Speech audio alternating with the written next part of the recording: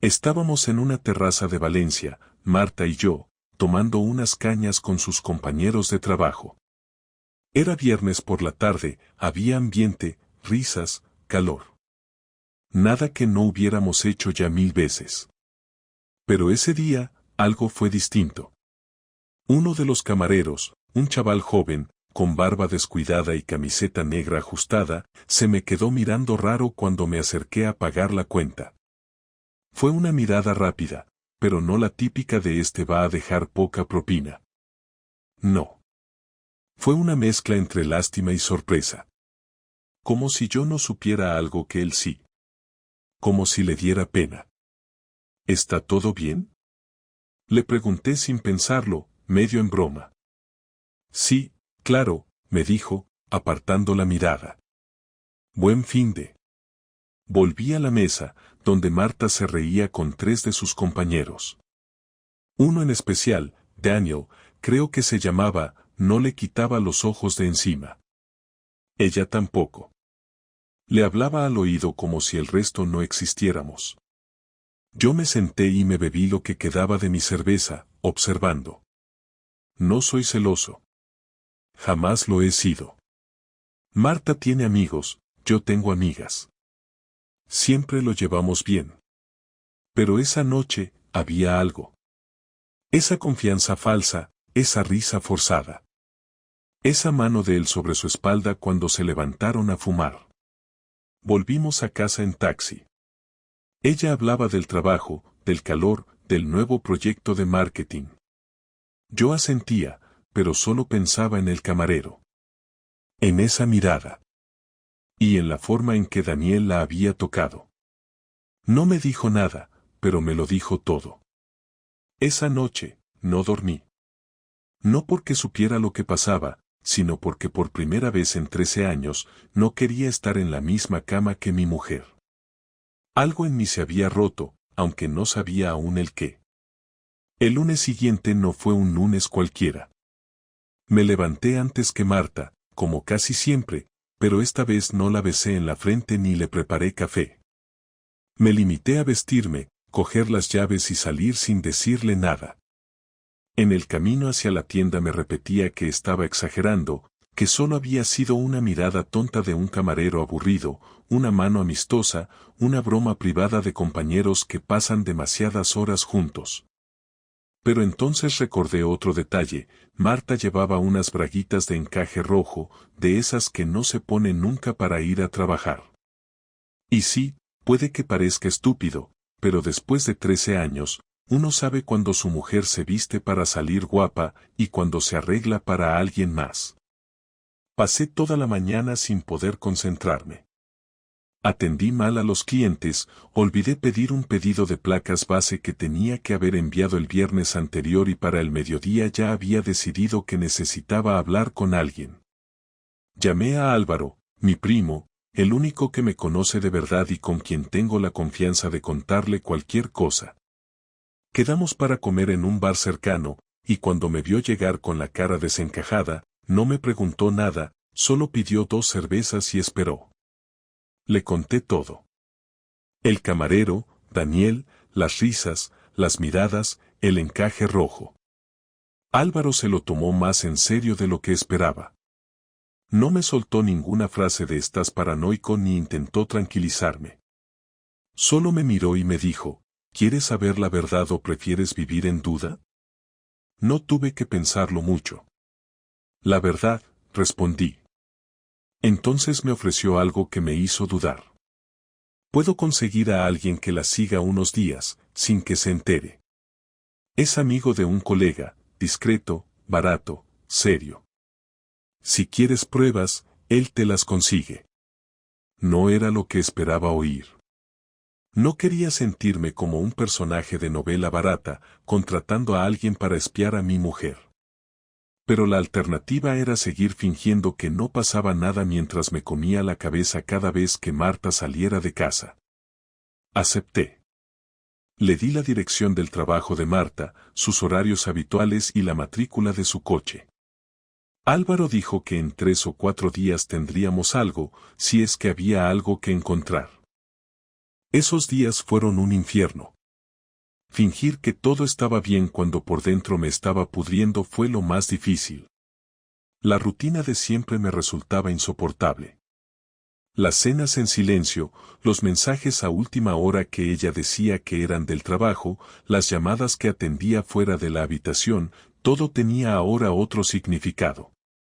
Cada vez que salía, yo esperaba con ansiedad un mensaje de Álvaro. Pero nada. Ni una palabra. Hasta que el jueves por la tarde me llegó un WhatsApp suyo: te paso esto. Llámame si quieres hablar. Había 4 fotos. Marta entrando en un portal del barrio de Ruzafa. Marta saliendo 2 horas después, con el pelo revuelto y la cara roja.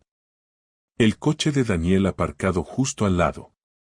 Y una más, ellos dos, caminando juntos hasta su coche, ella agarrada de su brazo, riéndose. Llamé a Álvaro sin pensarlo. Me confirmó que el edificio era donde vivía Daniel. Que ella había estado ahí el martes y el jueves. Que no había duda. No necesitaba más detalles. No quería más. El golpe ya estaba dado. Esa noche no dije nada.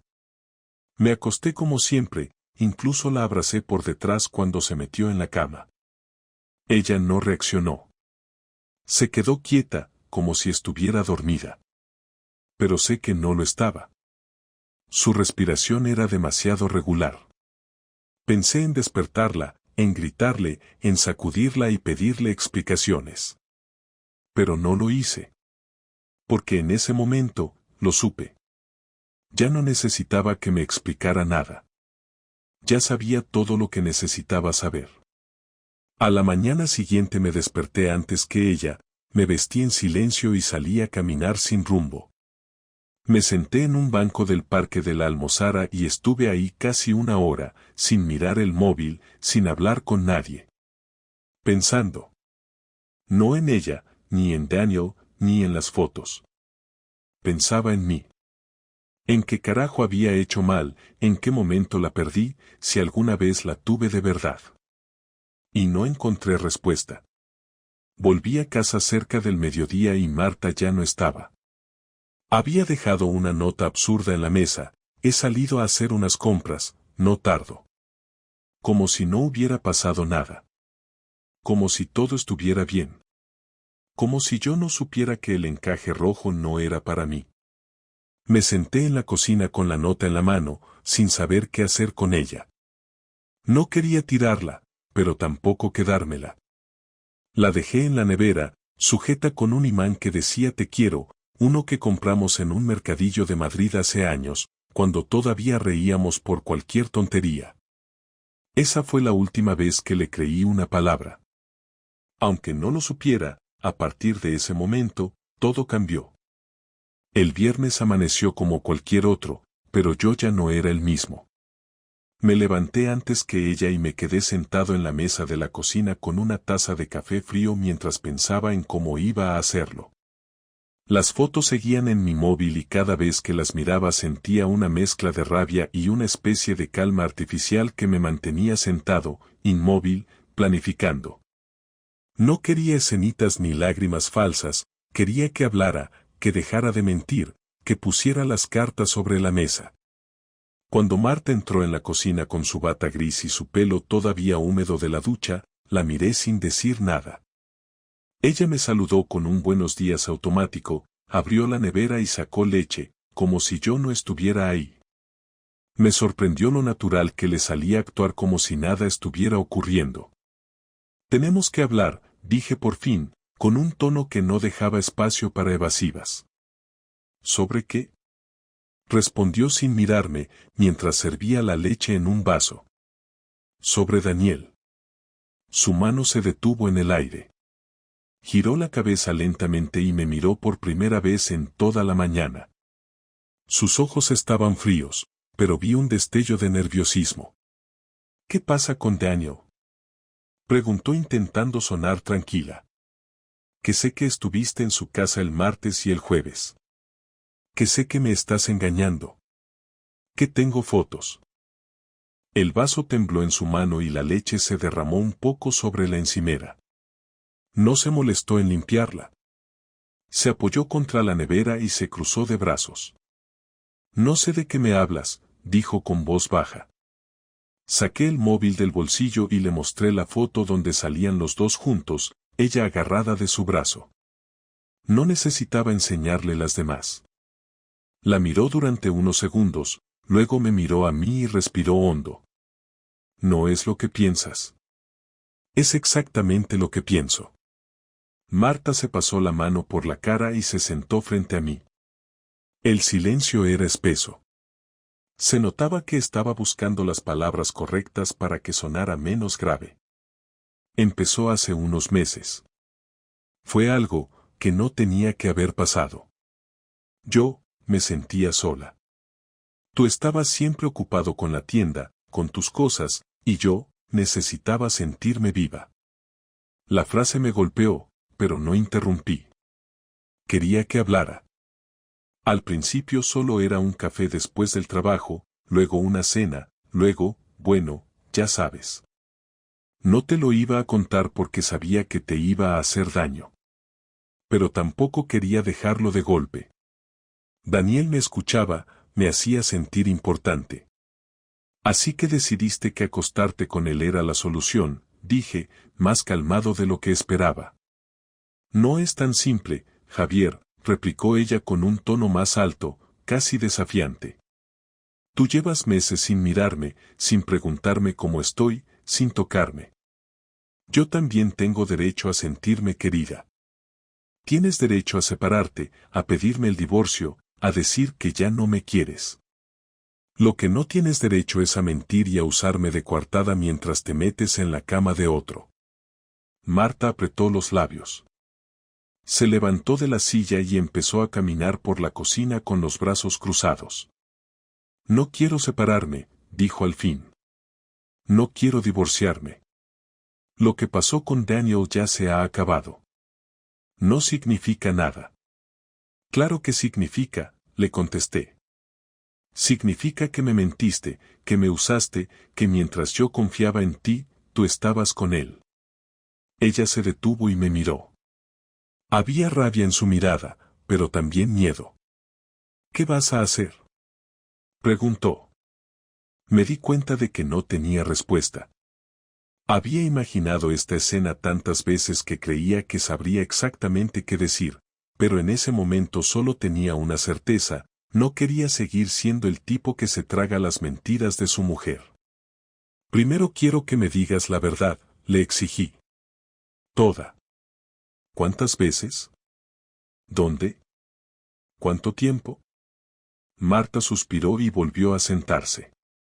Desde enero, dijo al fin. Nos veíamos una vez a la semana, a veces dos. En su casa, en hoteles, en el coche. No sé cuántas veces. Cada palabra era como un golpe seco, pero seguí escuchando. ¿Y pensaba seguir?, pregunté. No. Lo dejé esta semana. Se ha acabado. Lo dejaste porque te pillé, le solté. No porque quisieras. No contestó. Bajó la cabeza y se quedó mirando el suelo. Yo también guardé silencio. Pasaron varios minutos sin que nadie hablara. No sé qué quieres que haga, Javier, dijo al fin.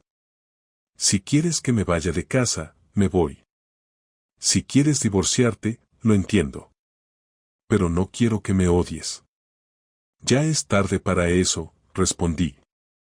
Se levantó despacio y se fue al dormitorio sin decir nada más. Oí el sonido del cajón al cerrarse, sus pasos, la puerta del baño.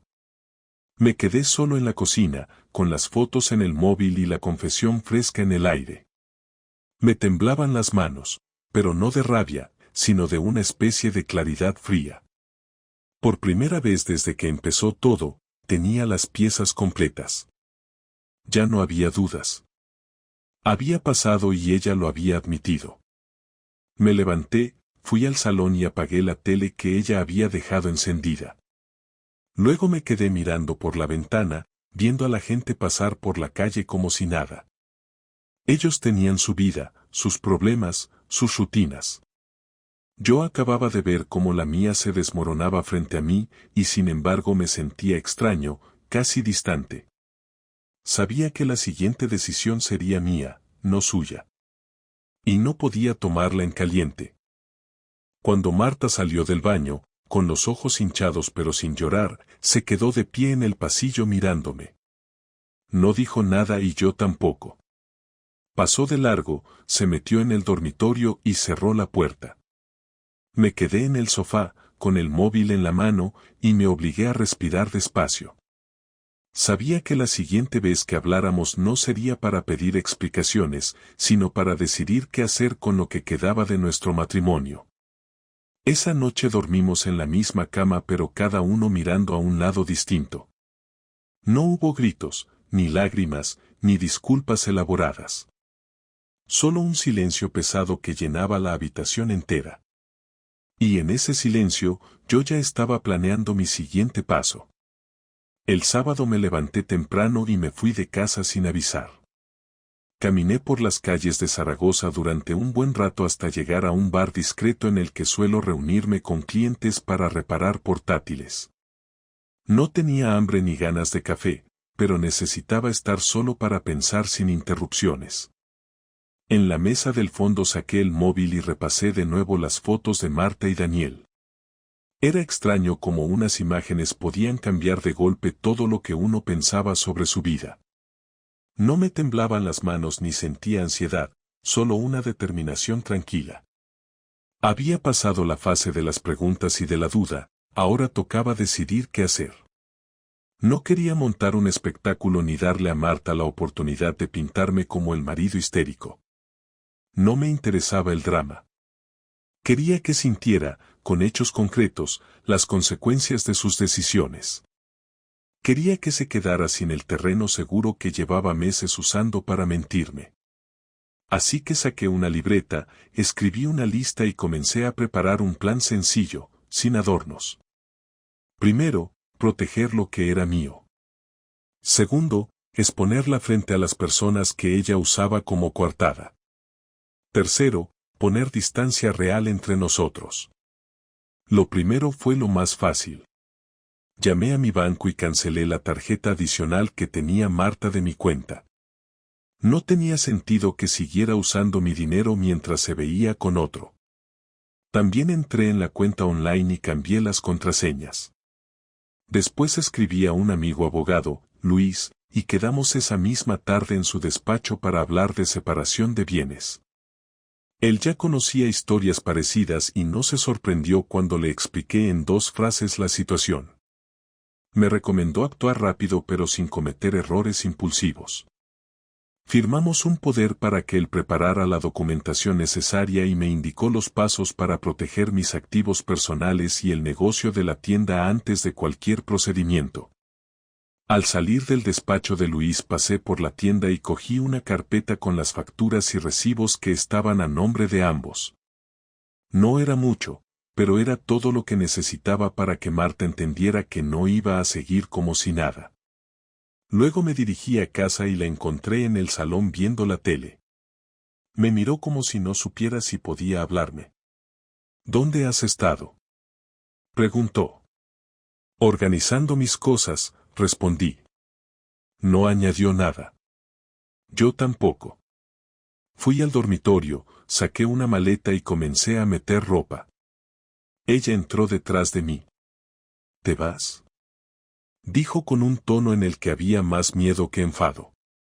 De momento, sí. Voy a quedarme unos días en casa de mi primo. Necesito espacio. Javier, por favor. No, Marta.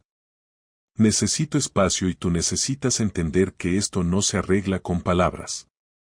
Cerré la maleta y la pasé por delante de ella sin mirarla. Antes de salir, dejé sobre la mesa del salón un sobre con las copias de los movimientos bancarios y la notificación del banco de la cancelación de su tarjeta.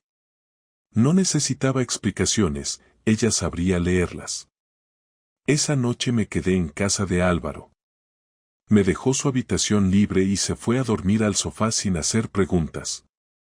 Cuando estábamos en la cocina preparando algo de cenar, me miró y me dijo que estaba haciendo bien en moverme rápido. Yo asentí. No me sentía orgulloso ni victorioso, solo lúcido. El domingo comencé la segunda parte. Preparé un correo con copia para 2 compañeras de trabajo de Marta, aquellas con las que supuestamente salía cada jueves. En el correo adjunté una única foto, Marta entrando al portal de Daniel a media tarde. No añadí texto ni comentario, solo la foto y el asunto por si os interesa saberlo. No era mi estilo destruirla públicamente ni humillarla, pero no iba a permitir que siguiera usándome de pantalla con la complicidad silenciosa de su entorno. El efecto fue inmediato. El lunes a las 10 de la mañana recibí un mensaje de Marta: ¿qué has hecho? Me están llamando de la oficina. Esto es una locura. No contesté. A las 12 otro mensaje: no tenías derecho. A las 2 me llamó. No respondí. Dejé que se cocinara en su propio problema. Por la tarde volví a la tienda para cerrar caja y me encontré con Daniel en la puerta. No me lo esperaba. Llevaba un polo azul y parecía nervioso.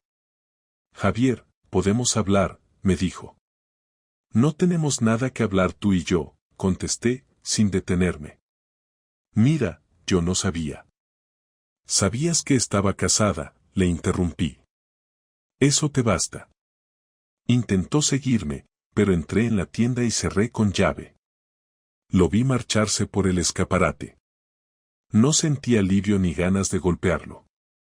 Era simplemente un tipo que se había metido donde no debía y ahora no sabía cómo salir. Esa noche Marta vino a buscarme a la tienda. Llegó justo antes de cerrar, con el rostro desencajado y los ojos hinchados. ¿Podemos hablar?, me pidió. No aquí. Por favor, Javier. Suspiré y le abrí la puerta para que entrara. Se quedó de pie, sin saber dónde ponerse. ¿Por qué hiciste esto?, me preguntó. Porque necesitaba que dejaras de mentir y que vieras lo que significa engañar a alguien. Me has destrozado en el trabajo. No, Marta. Te has destrozado tú sola. Yo solo puse la luz encima. Se tapó la cara con las manos y se sentó en la silla del mostrador.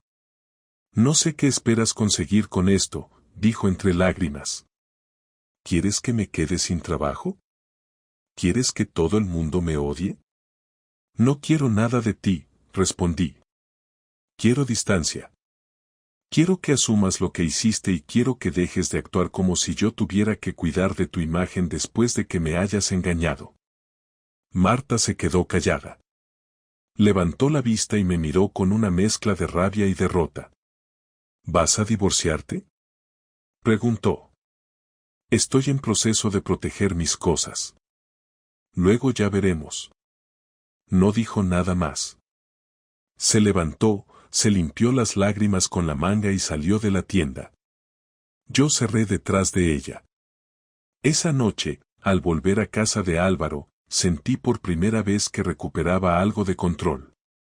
No era venganza por placer, era simplemente poner orden donde antes solo había mentiras.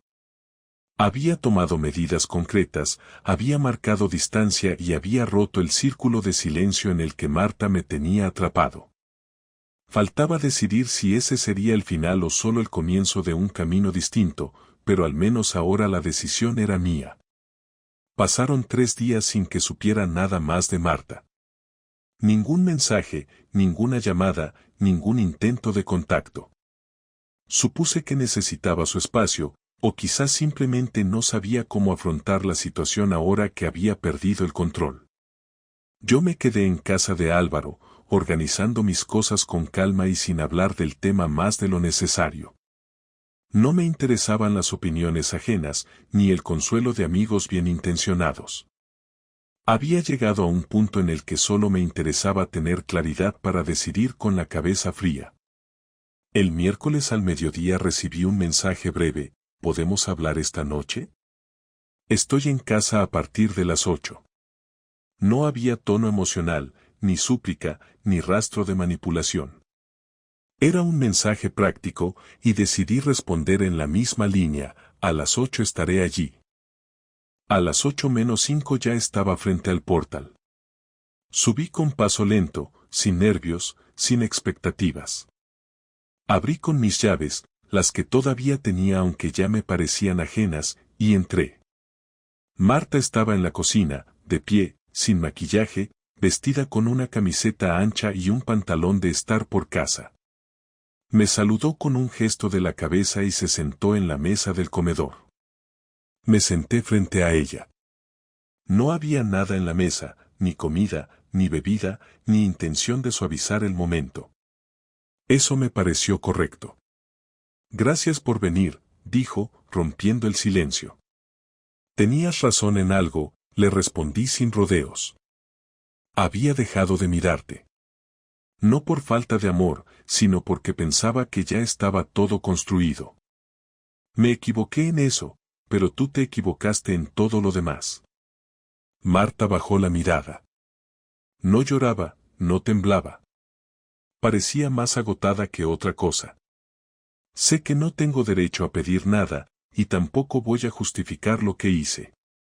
Solo quiero hablar contigo una última vez sin gritos, sin culpas, sin reproches. Solo hablar. Asentí.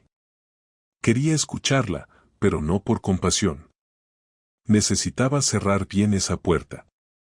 Cuando empecé con Daniel, no fue por sexo. Sé que suena absurdo decirlo ahora, pero es la verdad. Sentía que me estaba convirtiendo en una sombra dentro de esta casa.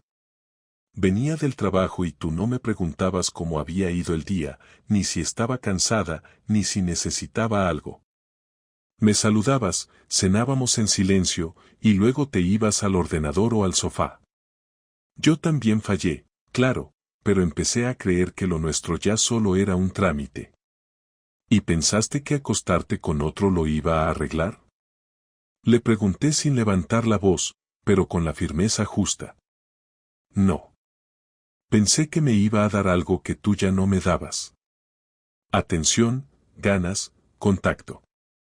Al principio fue solo eso. Después se volvió más difícil salir.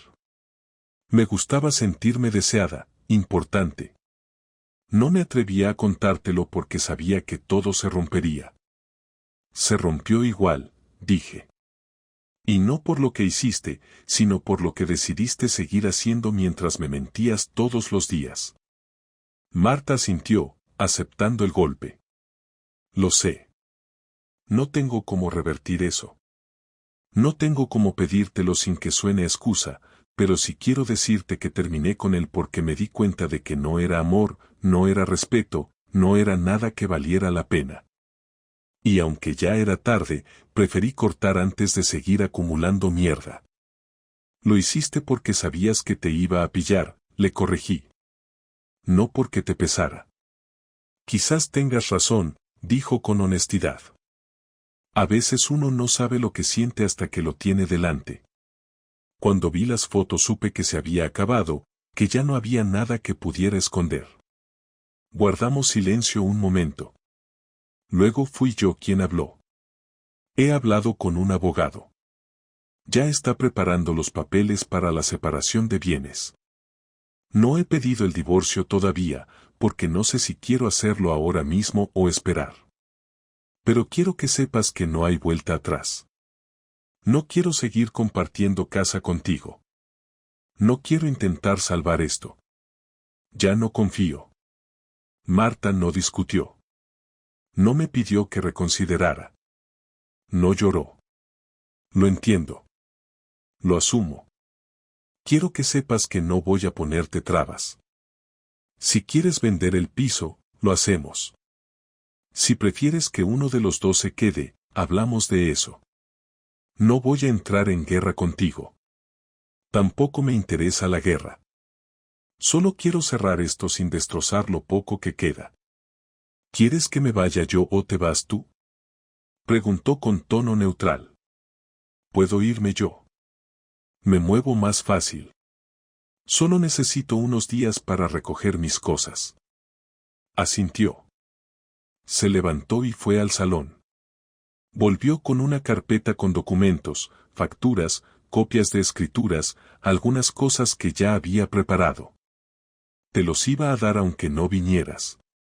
No quiero quedarme con nada que no me corresponde. Tomé la carpeta y la guardé en la mochila. ¿Quieres que te diga algo que no te guste? Me preguntó de golpe, como si necesitara sacarse algo de encima. Dime. No fui feliz contigo los últimos 2 años.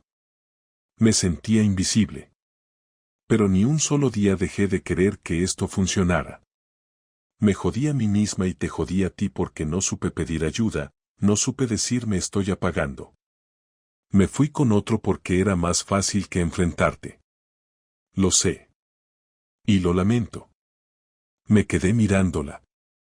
Pensé en decirle algo que doliera, algo que la dejara clavada en la silla. Pero no lo hice. Ojalá lo hubieras dicho antes. Ella asintió, entendiendo que esa era la última palabra. Me levanté, recogí la mochila y caminé hasta la puerta. Antes de salir, me giré. Cuando termine de sacar mis cosas, te devolveré las llaves. Está bien, respondió. Salí sin mirar atrás. No necesitaba hacerlo. Lo que quedaba atrás ya no era mi casa. Solo era el lugar donde alguien a quien amé se convirtió en una desconocida. Pasaron 2 semanas desde aquella conversación. Me mudé a un pequeño piso en Delicias, un tercero sin ascensor, con muebles viejos y paredes que necesitaban una mano de pintura, pero que al menos tenía silencio. Cada noche, al llegar del trabajo, no tenía que fingir que todo estaba bien ni sentarme frente a alguien que ya no era parte de mi vida. Me dediqué a ordenar mis horarios, a rehacer rutinas, a llenar huecos que antes compartía sin darme cuenta. La vida en solitario es más simple en lo práctico, pero también más dura en lo emocional. A veces uno no nota cuánto ocupa una persona en su espacio mental hasta que se marcha y el vacío queda expuesto.